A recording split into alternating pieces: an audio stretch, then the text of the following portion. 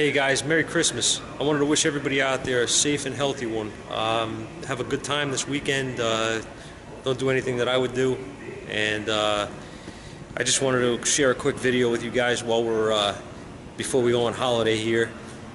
Saturday, and got a couple of clips here from this Mustang that we've got in the shop, and I just wanted to go over a couple of things with you so you check it out. And like I said, be safe this weekend, and wish all you guys and your families nothing but happiness. All right, thanks for all the support. We finally got to 1,000 subscribers on the channel.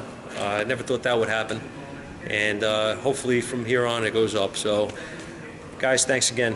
See you soon. All right, Gerald, here's for you, buddy. This is the one of this crank and compression, right?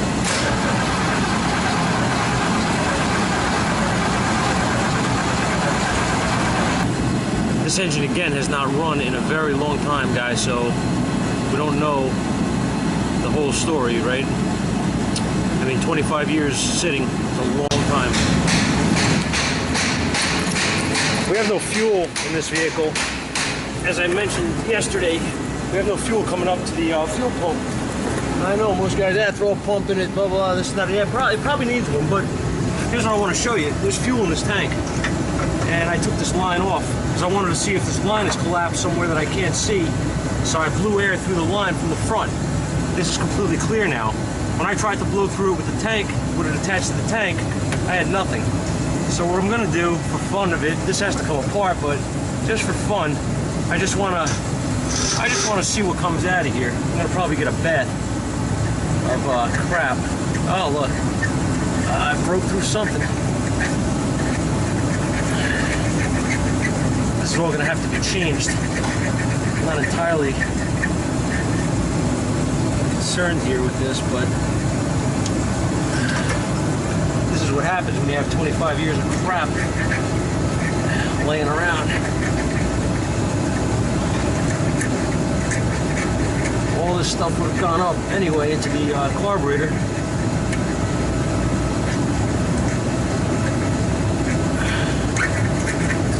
So that's that. Okay, this thing is absolutely stuck. So what I'm going to do is I'm going to drop the sending unit out, probably get a bath in old dirty gasoline. I want to see what's going on. But I'm not going to film all this, guys. I'll just keep you guys in the loop as I go along here, and then I'll, I guess, include it all in the video. So don't worry, you'll see this thing run. Promise.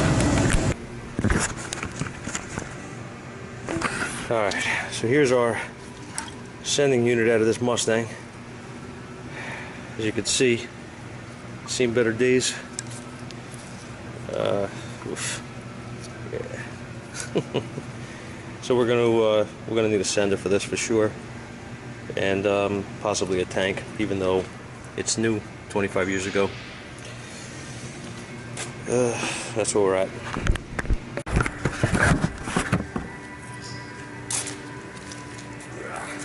Take a look.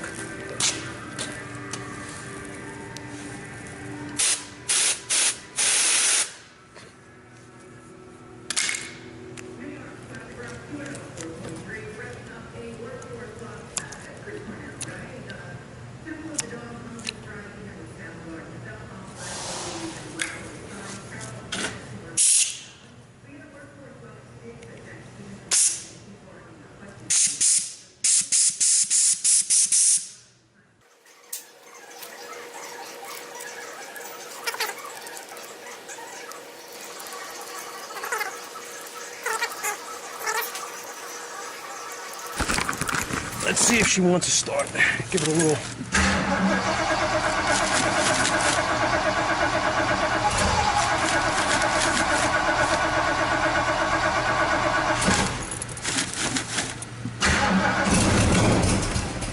Oh.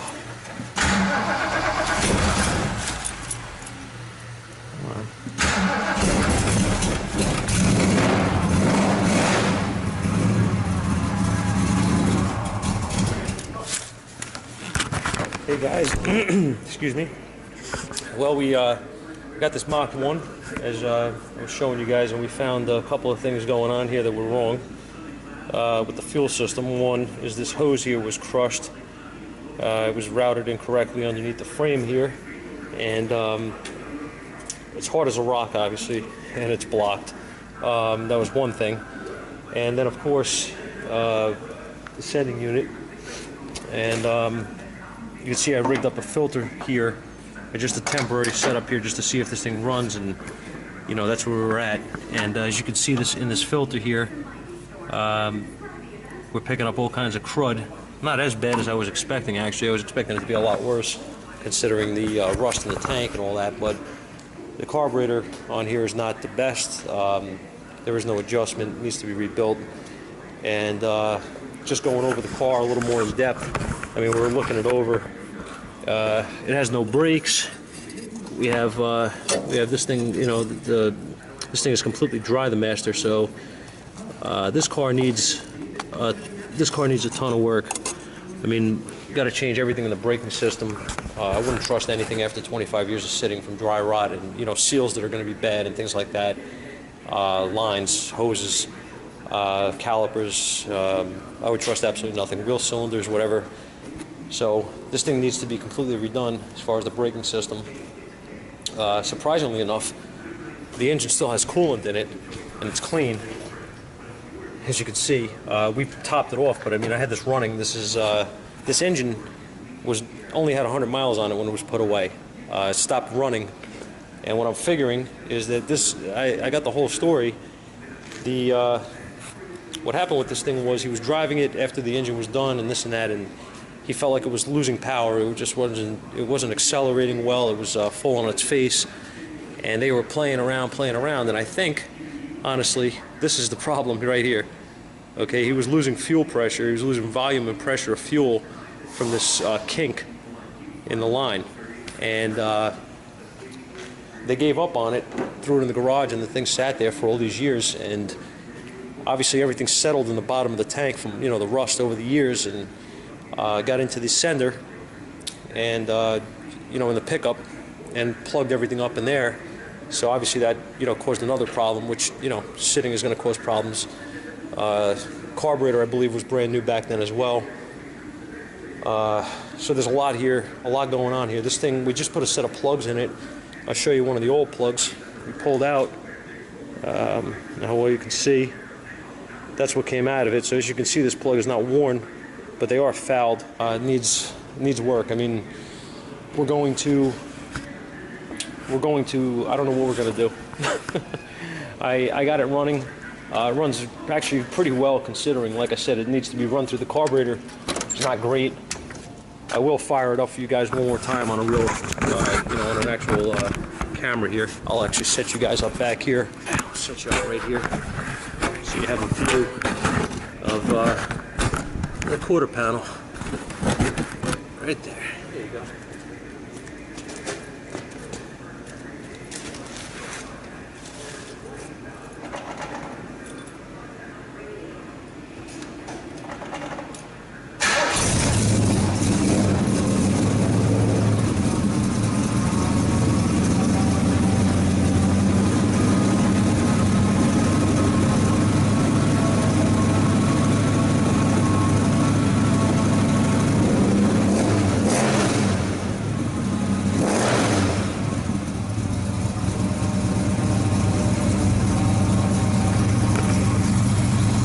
As you can hear, it does run, and actually runs pretty well. This is just awesome, actually, man. Awesome. Again, this car needs a ton of work, don't get me wrong. Carburetor needs to be rebuilt. I'm not going to run it any longer because it actually stinks. It's running rich as hell. But I just want to show you guys that she does run with a good set of plugs in it. It actually runs decent. With a carburetor that's working properly, it'll run even better. Shut off this kill switch. So I don't know. These cars these cars actually have a special place for me. I love these things. You know, I see the potential here, and I see what it can be, what it should be. I hope that the owner of this car is going to spend the money that's required and do the right thing by the vehicle, because these are getting more and more rare nowadays. They're getting much more rare, you know. And I think it's just a car that should be saved. The body work and stuff like that, I mean, for a good body guy, is probably not a big deal. There's not a tremendous amount of rust that I saw underneath the vehicle when I was under it at all. Again, it was in a garage. It wasn't sitting outside or neglected to that degree where it was just, you know, abandoned on grass or something like that. It's just normal aging, you know, but it could be fixed, and it should be fixed. So what we need to do is, I have to get in touch with this gentleman, and he does know it's running. I informed him that I got the car started, and I told him it runs, you know, okay, but it needs work. It's not drivable at this point. I really didn't go any further looking into this thing until I knew the engine was good, because he was under the impression the engine was no good in here. So that was the first step, you know, before we get too involved. Knowing the engine is sound, the next logical thing here is to, you know, is to figure out what exactly has to be done fuel system wise. We know we need pretty much everything. We got to change the tank, the sending unit, carburetor needs to be redone, or he could replace it, I guess, with another Holly if he wants to go that route. These are all decisions that he has to make, though. He's got to figure out his budget. I don't know his budget. That's where we're going to go. So at this point, how I see it is, do the fuel system, get that up to par. At that point, take everything off the brake system and replace it. Just that's got to be done. I wouldn't drive a car like this after all those years with those parts on it. Regardless if they work now or not, they're not going to work in a week or a month. So completely unsafe. You know, but this stuff adds up quick. So I don't know where he wants to go. That's the first thing that's got to be done. Got to let this engine, once we get a carburetor, if he wants to go that route, get a carburetor on it, get it set up, and go through timing, all that stuff, make sure that everything is good. Once that's done, and we know that that's set, and the car's in good running order, brakes, obviously, and the other thing we have to look at is the clutch adjustment on here. Something's funky under there with the linkage. I don't know what they did. This is not a standard. I'm sorry. This is not an original transmission in this vehicle either. I don't know if I mentioned this before, but there's a Tremec in this car. Actually, it's a 5-speed that's in here with some sort of a Hurst shifter. It looks like. I really didn't inspect it too much, but that's not working properly either. So we're gonna have to, again, see what his budget is, go through everything. Hopefully he's gonna want to complete the vehicle to where it is drivable and safe. At that point, the sky's the limit, I guess, for the car. Once we get all that stuff in order mechanically, then I guess the logical next step is that it's got to go to a body shop, and they would have to breathe life back into this thing so that it looks as good as it'll run. The funny thing with this car is he was telling me some history on it the other day. I was under the impression this car was originally this color. It wasn't. This car was actually yellow when it came out of the factory. So he did not change the color on it. He said the previous owner did. I didn't realize that, even from the paint that's peeling here and stuff. I mean, it must have been all brought down to bare metal before they painted it, because I don't see any hint of yellow anywhere. I guess the guy that did it did a good job. Probably looked really nice when it was first done. So I would assume he's going to bring it. He's going to, if he ever gets to that stage, he's going to have it done the same color, which is definitely suitable for the car. So it was done in a factory color, just a different color than what it originally had. So that's pretty much the story so far with the Mach 1, and I wasn't sure what I was going to do with a video on this thing. I wanted to do something for you guys to show it a little bit, and I'll take you for a walk around the car. I mean, as you can see, it's not. This car's not terrible. Okay, this car's old, but this car's all there as well. So there's some things on here that I personally don't agree with. I mean, it's got a roll bar in it, a 4-point bar in it. This guy wants to race the car. That was his thing back then with it. It's got the battery located in the trunk, you know, weight transfer and stuff like that. For any of you guys that drag race, I'm sure you're very familiar. The kill switch in the trunk, which actually shouldn't be there. It should actually be outside the vehicle, so you can reach it if you had to shut it off on the track. But that's mostly, this here is mostly, I mean, actually not as bad as it looks. It's mostly just peeling paint, you know. Well, there's more than that, I guess, but I guess they didn't prep it very well when they did the body work on here. Yeah, it's bad. Well, hey, maybe it needs a quarter. It needs work. I mean, this thing is going to cost some bucks to do the body on, without a doubt. But the car's all there. The car's not torn apart, and I don't think anything's really been done on here that can't be undone. I mean, silly stuff, you know what I mean? It's got an MSD box and things like that. It's got the electronic ignition up, you know, in the distributor. It's got I think it's an XL distributor in here.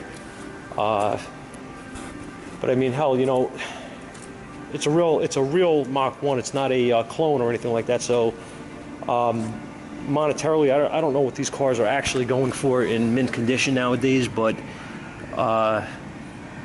I mean, hell, if this was mine, I wouldn't sell it. You know what I mean? I would redo it, restore it to its former glory, and I would just really enjoy the hell out of this car for years to come. So, you know, even the interior, if you look, you know, it's got the original seats and everything in it. I mean, they could be reupholstered and fixed and all that. Like this has a tear in it, but I mean, the panels, for the most part, are really in good shape. You know, the dash is in good shape. You know, the seats is mainly the thing on it that need to be, I guess, fixed if you care about that. I mean, it's very minor anyway. They're really not that bad. But yeah, this car is just fantastic. I just love the body on these things. They're beautiful. The lines are just awesome on this thing. And 67, I think, is really my favorite year for these cars, for the fastbacks. And you know, the Shelbys, obviously the GT500 I love, but the Mach 1, the 70 Mach 1 is just gorgeous. So hopefully he restores this thing at some point. I really hope he just puts his money into it, and he can really enjoy this thing, man. Start taking it to shows and just cruise around with it. It's just something you don't see these around, at least not around where I am. So yeah, so that's the Mach 1. That's where we are. I'm gonna end the video here, I guess, because like I said, at this point the engine's running, so that's a step in the right direction. We don't know how far we're gonna go. Other than that, we don't know what he wants to do. So once we find out, I guess I'll keep you guys updated in later videos, and that'll be that. So guys, have a great day, and I'll see you soon.